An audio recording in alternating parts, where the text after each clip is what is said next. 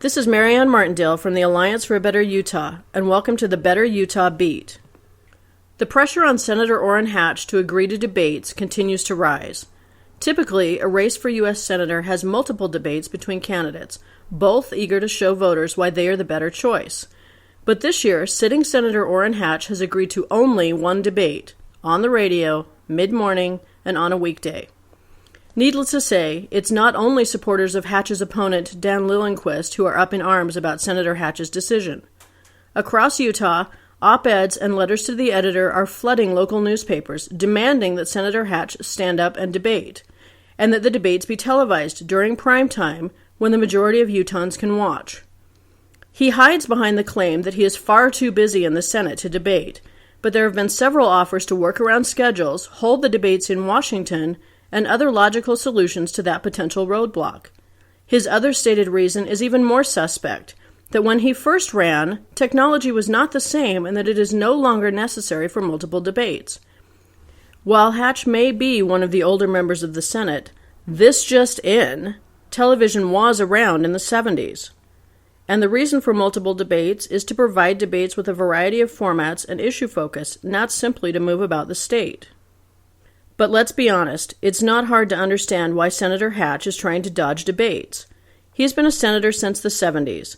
During those last 36 years, he has run practically unopposed, and with his name recognition, there is a strong likelihood that the majority of Republican primary voters will decide to just simply continue that support. If he were to agree to public debates, he runs the very real risk of former state representative Lillenquist making a good showing and swinging more of the voters his way. The irony here is that Senator Hatch made the exact same arguments 36 years ago when he first ran for the Senate. He demanded 8 debates, the same number Lillenquist is asking for, and his loudest rallying cry was the claim that then-Senator Frank Moss had been in office for far too long, Moss having served 18 years as opposed to Hatch's now 36 years in office. Whatever your political stripes, it should be untenable for Utahns to see their elected officials refusing to debate their opponents.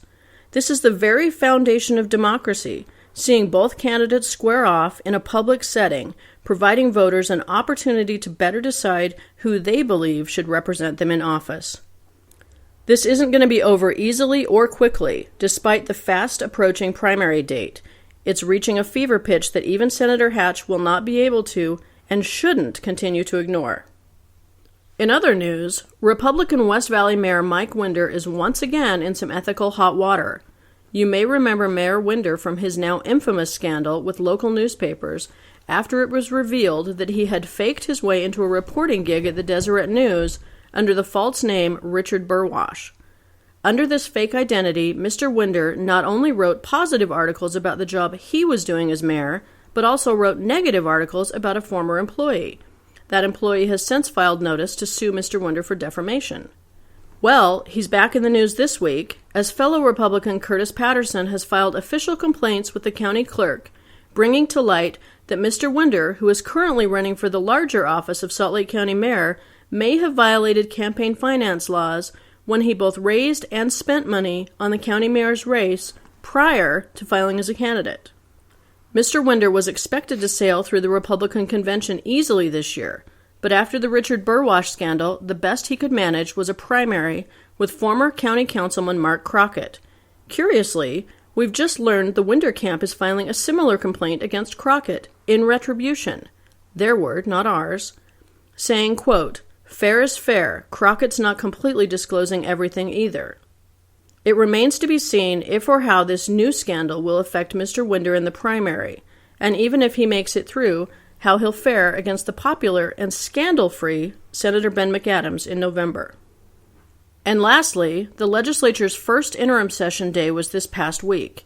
You can check out our entire recap by visiting the Interim Session Watch at betterutah.org, but I did want to mention one thing we found interesting. At the Law Enforcement Committee meeting, Beaver County Sheriff Orrin Noel, who just happens to be the son of Representative Mike Noel, asked the committee for permission to set up cameras along I15 to photograph the license plates of every car that drives by. After a lackluster and somewhat vague presentation, It was clear that Sheriff Noel was expecting a quick yay vote, but was surprised by lawmakers who questioned the motives behind such a project and expressed a great deal of concern. Sheriff Noel told the committee they could trust him, and although he would be tempted to use the data for other purposes, he would personally ensure that the information would only be accessed for DEA use. Fortunately, the committee was not comforted by either his assurances or the presence of his dad, and continued to press him with various scenarios that only served to further highlight the lack of any solid policies or rule of law covering the use and storage of data. The fact that every single person driving along this corridor will have their license plate photographed brings up not only privacy and intrusion concerns, but also raises legal issues of probable cause and the constitutionality of the devices. But perhaps the most distressing aspect of this project is the proposed data storage. 2 years is a long time to retain these images.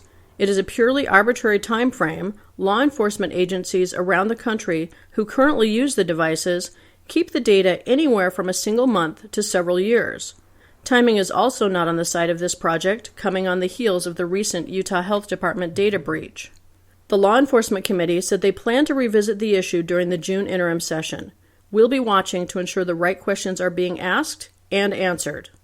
Until next week, this is Marianne Martindale from the Alliance for a Better Utah with this week's edition of the Better Utah Beat.